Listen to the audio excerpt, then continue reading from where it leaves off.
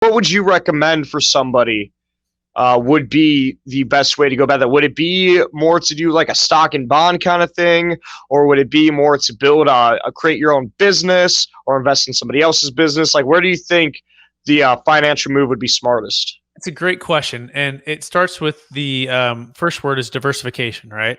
So it's probably a mixture of all of those. So one of the beauties about the Deferred Sales Trust is it allows you to diversify. You can put it in stocks, bonds, mutual funds, hard money lending, ground up development, other business ventures. And I'll just tell you about a couple of deal stories. We just did a deal for a gentleman out of Alabama.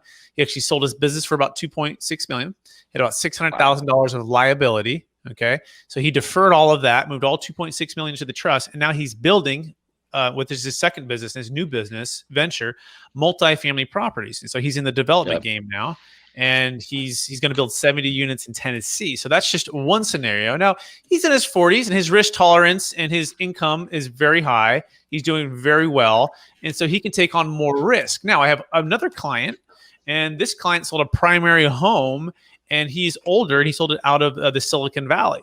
And he'd owned it for many, many years. He had a huge capital gains tax. Well, he sold his house for about $8 million, and we deferred a huge tax, paid off all of his debt. But for him, he put it all into the stock market. Why? Well, he doesn't want to be as active, right? He doesn't want to be dealing with toilets, trash, liability. He wants to put it in the best companies, the biggest companies in the world. He wants to stay liquid. It's also important, right? He doesn't want to be tied up in something that's illiquid, like real estate, that could take a long time to get the money. So the first thing is diversification, I think, is key.